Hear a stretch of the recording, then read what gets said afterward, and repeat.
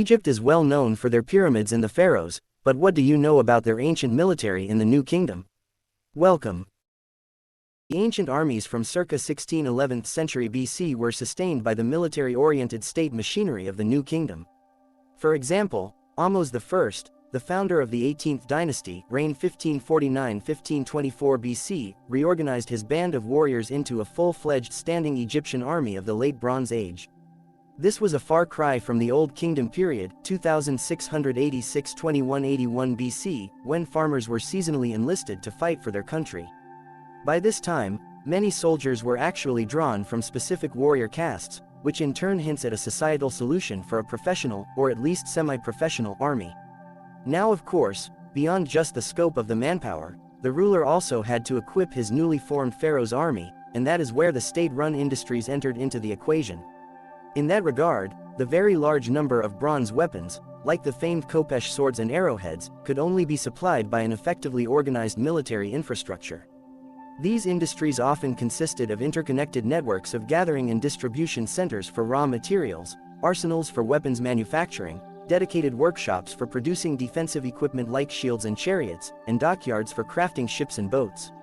Interestingly enough, the Egyptians even went on to create state-funded stud farms and grazing grounds for horses that were needed for chariots. These highly prized animals were also taken as tributes from vassals based in the Levant and from defeated foreign powers. Simply put, the ancient Egyptian army looked forth to conquer and integrate more territories from ancient Syria and Nubia in a bid to tap into the resources provided by such rich regions, thus fueling a cyclic scope of warfare and economy. Furthermore, there was also a symbolic veneer to the expansion of the New Kingdom army in Egyptian history. In many ways, the rulers and the commanders perceived the proximate nations, like Libya and Nubia, as eternal threats to the tranquility of the fertile Nile River valley of Lower Egypt. In fact, even the earlier Middle Kingdom period, circa 2055 BC 1650 BC, saw Egyptian military campaigns extending into Nubia.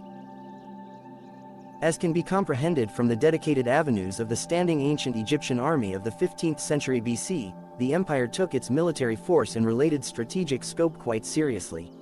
The structure of the military administration mirrored such a proactive outlook, with the main garrison headquarters established in the north and south of Egypt, at Memphis and Thebes respectively. By the time of the great Ramesses II, or Ramses II, there were 4 military headquarters spread across the burgeoning Egyptian empire, each named after the god of the region while being commanded by the chosen senior officers of the army. This Egyptian army, in turn, was divided into 3 major branches: the infantry, the navy, and the elite chariot corps. These massive military complexes were used for training new recruits, creating supply and reinforcements points, providing royal escorts, and even parading troops during triumphal occasions. The high-ranking officers were aided by military scribes controlled by dedicated state-appointed officials who were responsible for maintaining a plethora of records, including the number of new recruits and, more importantly, army rations and supplies. In essence, this type of systematic administrative networking and record-keeping rather reflected the long scribal tradition of ancient Egypt, which rather made the campaign-conducting capacity of the Late Bronze Army more effective than many of the contemporary kingdoms. Our popular historical romanticism about the khopesh, sickle sword-wielding Egyptian soldier is probably inspired by their real historical counterparts, the Noctua, or strong-arm boys. These close combat shock troops possibly carried a short spear that was thrown at the enemy at close range, much like the Roman pilum, while their melee weapons varied from the bronze khopesh to even bigger battle axes, some shaped like maces. By the 16th century BC, they also carried larger shields that were beginning to take a rectangular form, corresponding to the 18th dynasty period, which alludes to rudimentary shield wall formations on the battlefield. Such formations were possibly used in conjunction with cover fire from the archers, although there is no evidence of such tactics. Additionally, some of them did wear armor in the form of light leather hide vests. In any case, these infantrymen were grouped into units of around 200 to 250 men, each furnished with their dedicated battle standards. As can be surmised from historical sources, these standards bore prestigious titles that were rather used to maintain the morale and cohesion of many renowned companies, with examples like Splendor of Aden and the Nubian Bull in Nubia.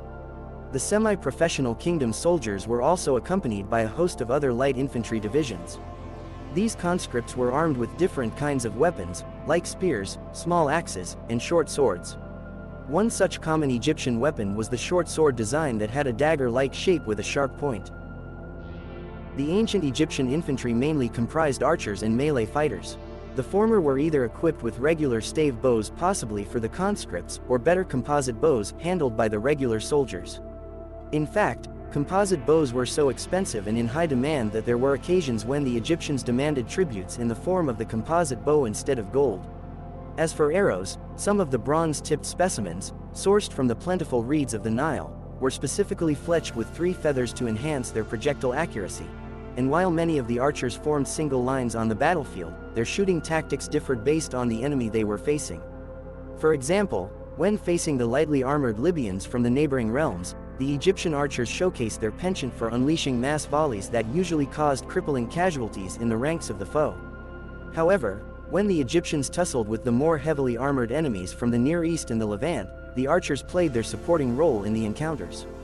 So during certain scenarios, they offered covering fire for the advancing melee infantrymen whom we will talk about in the next entry, thus possibly creating a synchronized maneuver on the battlefield.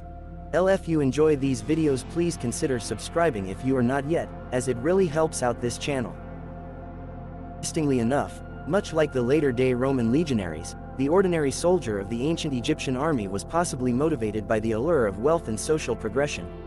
Simply put, while the sons of nobles were expected to be inducted into elite corps like the chariot regiments, even commoners had their chance to progress through the ranks of the military, as can be attested by one Horemheb, a scribe who went to become the last pharaoh of the 18th dynasty of Egypt. To that end, bravery was seen as an important benchmark for choosing high-ranking leaders, and as such the selected men who had proven their value in battles were rewarded with the valor of gold. This was a military tradition that entailed ostentatious gifts of gold ornaments and objects being presented to the candidates. Of course, beyond just gold, many of the officers could claim their fair share of land grants, booty, and slaves. Furthermore, by the 14th century BC, the pharaohs created a separate military caste which was basically hereditary in its nature. This provided a steady supply of manpower for a standing army, much like the Kshatriyas of India. These semi-professional soldiers were housed across the various military colonies of the country while being trained and sustained by the aforementioned army headquarters. It should also be noted that while the semi-professional army formed the core of the ancient Egyptian military, these soldiers were also accompanied by conscripted men. Many of the conscripts were forcibly enlisted, with ratios going as high as 1 in 10 men to bolster the ranks. In some ways, the chariots of the late Bronze Age served the purpose of heavily armored platforms that often decided the fate of many a battle fought on open grounds, much like latter-day knights and modern tanks. Unsurprisingly, most factions from the Near East, Mediterranean, and Africa made use of such platforms, ranging from Hittites and Assyrians to Mycenaeans and Egyptians. Interestingly enough, when it came to the latter, the ancient Egyptian horse-drawn chariot fulfilled a somewhat different tactical role than their Near East contemporaries. To that end, Hittite, Mitanni, and other Asian chariots tended to be bulky. Thus their main tactical function related to a ponderous shock charge into the vulnerable formations of the enemy infantrymen, which would have caused a high number of casualties and general chaos among the foe's ranks. As a result, the Egyptians developed their somewhat unique chariot arm, and its primary purpose was to defend their own troops from the aggressive forays and charging of the enemy chariots. Consequently, the design of the ancient Egyptian chariots rather reflected such a defensive tactic.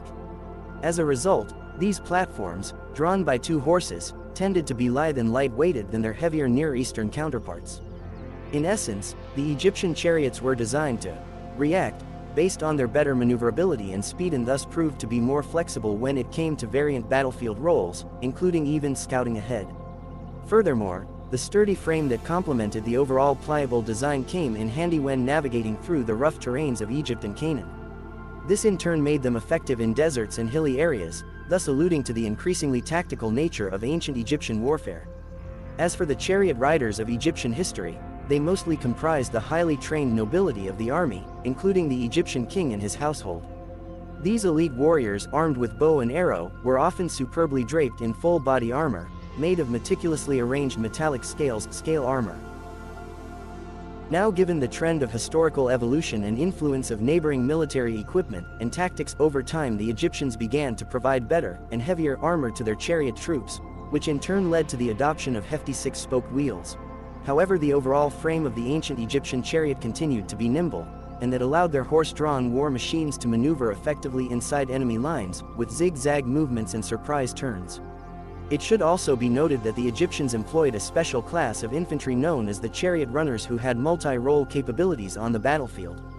Lightly equipped with bows and javelins, these dynamic troops accompanied the chariots behind their charge to dispatch enemy charioteers and even rescue their own comrades who had crashed.